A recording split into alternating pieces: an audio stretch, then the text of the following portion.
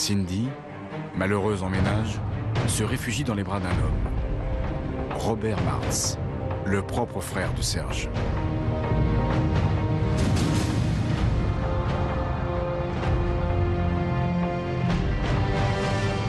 Cindy était tellement heureuse et Robert lui portait tellement d'amour que c'était beau de la voir enfin heureuse, enfin avec le sourire, enfin épanouie.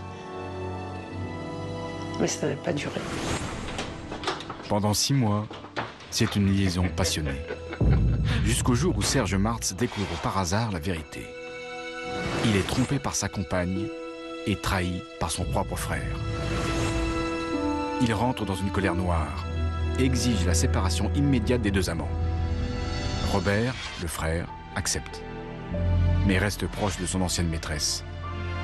Un jour, en cachette, Cindy Senoc, désespérée, lui confie l'impensable.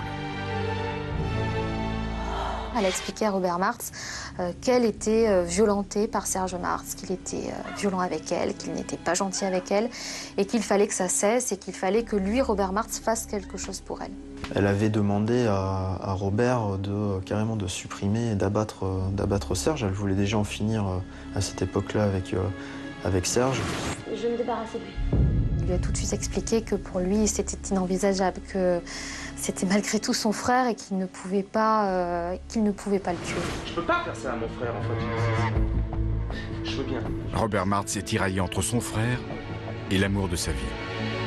Que faire? Encore fou amoureux de Cindy Senoc, il est prêt à l'aider. Alors, il va échafauder un plan pour le moins étonnant. L'ancien amant va se faire passer pour un braqueur. Et pour ne pas être reconnu par son frère, il va mettre une cagoule. Sa mission, lui faire passer un message très simple. Laisser Cindy tranquille. Pour être persuasif, il emporte une arme avec lui. Mais très vite, le faux braquage dérape. Et voici comment Serge Martz aurait pu mourir une première fois le matin du 30 août 2008. À l'époque, il travaillait encore, il était agent d'entretien. Il s'arrête sur le parking qui lui est dédié.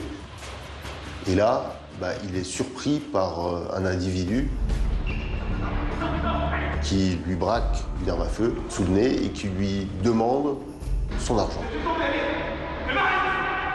Robert s'acharne un petit peu sur lui. Il a pourtant l'argent et il revient encore vers lui. Dans le feu de l'action, Robert Martz panique. Il n'arrive pas à faire passer son message.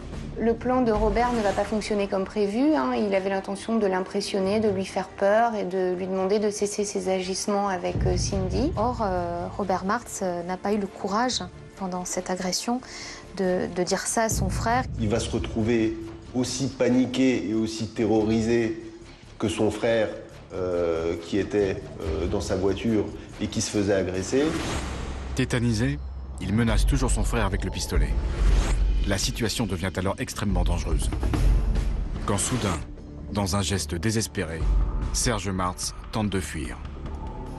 Il a poussé la porte de son véhicule. La porte a touché Robert. C'est là que Robert tire et Serge Martz se protège et il est touché au niveau du bras. Serge Martz évite le pire. Car au final, il s'en sort avec de légères blessures au bras et à l'œil. Alors, pourquoi son frère a-t-il tiré sur lui? Quand il sera placé en garde à vue, Robert Martz expliquera son geste. Robert dit que c'était pas volontaire, que c'était complètement accidentel. Face aux enquêteurs, Robert Martz est catégorique. Même si Cindy Senoc le lui avait demandé au départ, il n'a jamais voulu tuer son frère. C'est la peur qui lui a fait perdre tous ses moyens.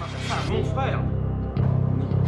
Une explication convaincante pour la justice, qui retient l'agression, mais pas la tentative d'assassinat. L'affaire est en passe d'être résolue. Robert Martz, le faux braqueur, premier amant de Cindy, est poursuivi pour violence avec arme.